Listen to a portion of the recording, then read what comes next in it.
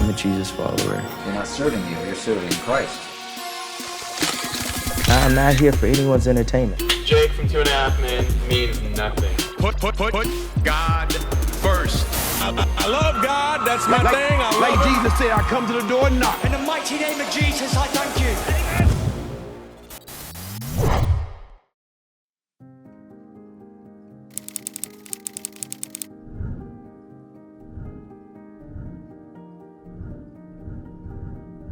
Now, Mel, there's a rumor, the word on the street is that you're going to do a follow-up to The Passion, and it's going to be written by Randall Wallace. How many of you have seen the film Braveheart? Have you seen Braveheart? Okay, yeah. Well, Mel directed that film. He starred in the film as William Wallace, and Randall Wallace wrote that film, and so you and Randall are talking about writing a sequel to The Passion. So is that going to really happen? We're talking about that. Of course, that's a huge undertaking. Yes. And, you know, it's not The Passion, too. I mean, it's called The Resurrection. That's right. And it's... That's right. Of course, that's a very big subject. Yes. It needs to be looked at because we don't want to just do a simple rendering of it. I mean, we can all read what happened, but in order to really experience and explore probably deeper meanings of what it's about, it's going to take some doing. And Randall Wallace is up to the task. He's also, as well as a brilliant writer, he's a great director. He directed We Were Soldiers and Heaven is for Real and stuff. So he's a good writer and director. Yeah. So I hear, but it probably haven't started yet, called The Resurrection. It's a sequel to The Passion of the Christ. Is that true? It's probably about 3 years off because it's a big subject. Yeah, I've read the book. Yeah.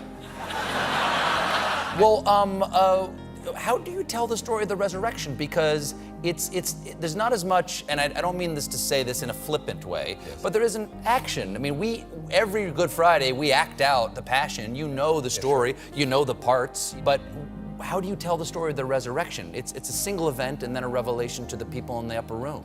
Well, it's more than a single event, it's an amazing event, and to underpin that with the things that around it is really the story, to sort of enlighten what that means. And it's not just about the event, it's not some kind of chronological telling of just that event. That could be boring and you think, well, we read that. I don't know if it'd be boring. I mean, God becomes man and rises from the dead. Well, never going to be a snoozer. No. Okay. But it's predictable in that, okay, now we know what happens, and this happens, and this happens, and this happens, but what are the other things around it that happen? Who's the bad guy? Is it Thomas, who doubts that Christ is risen? No. No? No bad guys? Well, there are. Yeah? They're in another realm. Oh, another realm. Sure, you're going all over the place. What happened in 3 days? Oh, he descended into hell, rose from the dead. Yeah, exactly. Tore the gates of Dis off their iron hinges. That's sure, yeah, exactly, that stuff. Wow, so you would actually do a little Inferno? I'm not sure, but it's worth thinking about, isn't it? Get your imagination going, right? Yeah, sure. I never thought about that. Yeah, there's a lot of action happening off screen in the Bible of Jesus descending into the dead. Wow. Sure, there's a lot happening around us right now. Are you ready to do the sequel to The Passion now?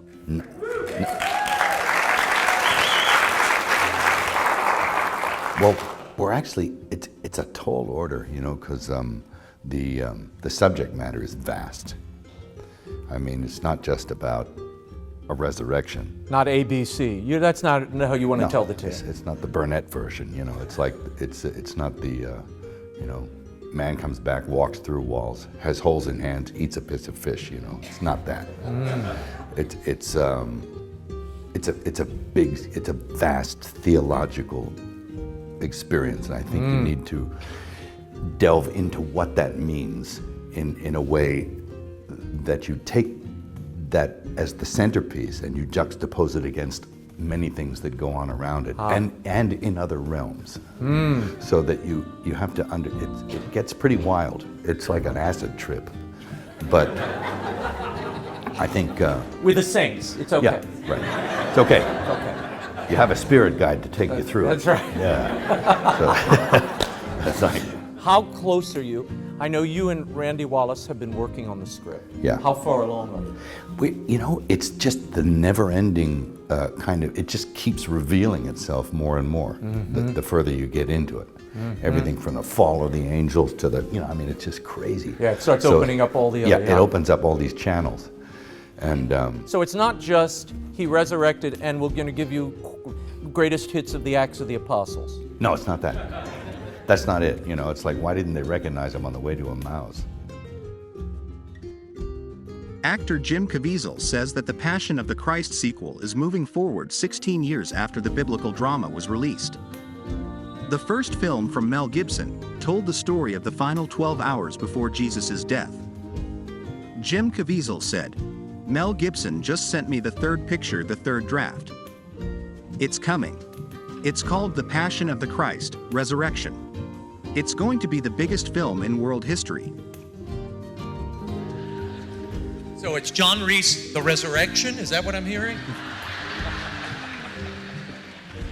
Mel Gibson is working on that Yeah, one. I'm sure he is, yeah. The next, Mel has me next. Mel has me next. Okay. So. Mark mentioned The Passion.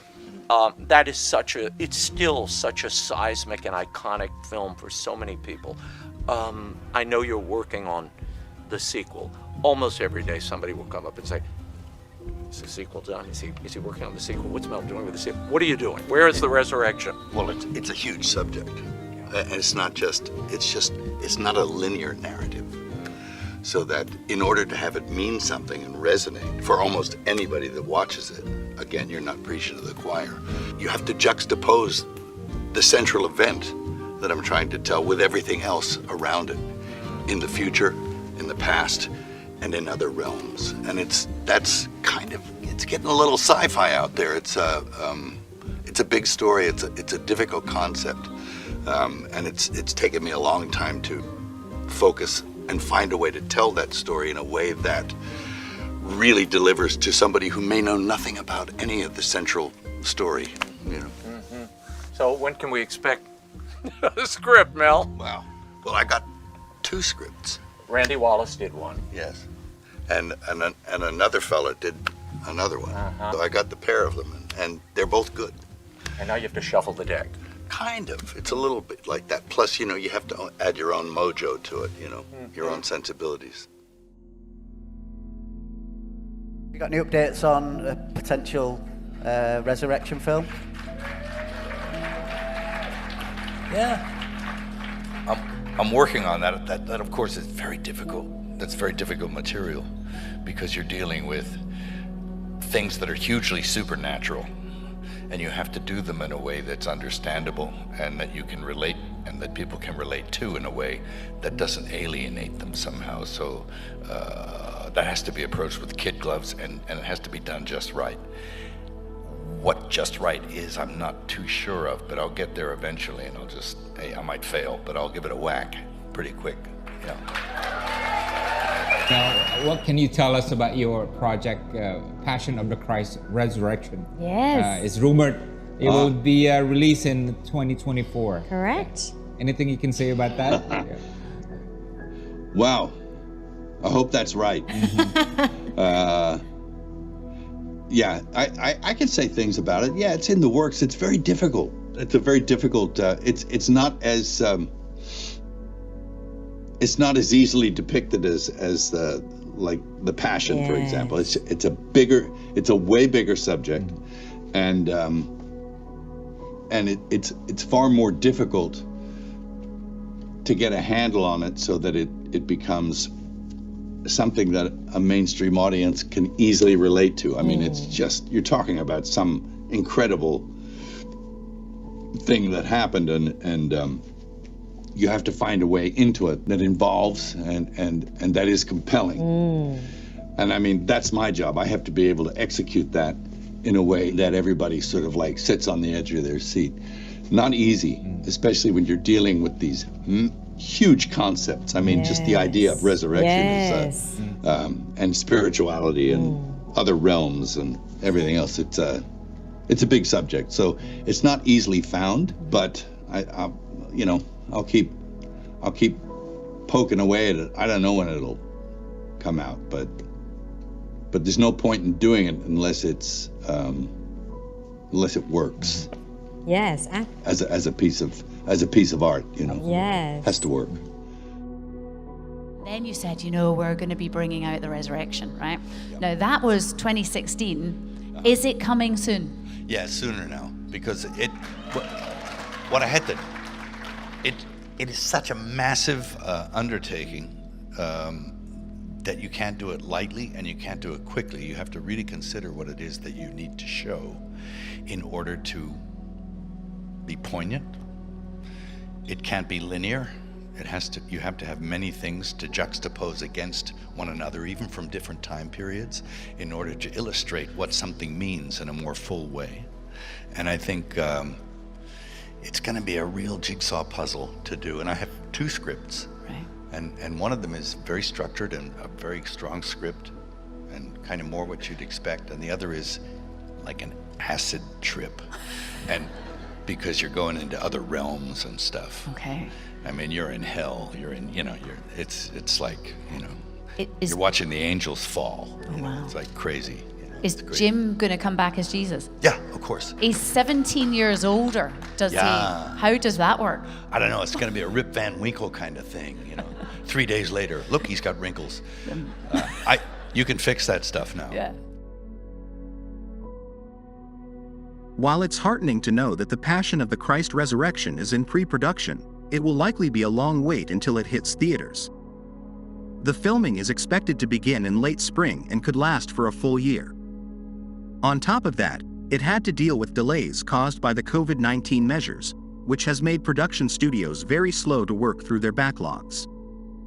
While nothing has been confirmed as of yet, the film is not expected to release before 2024.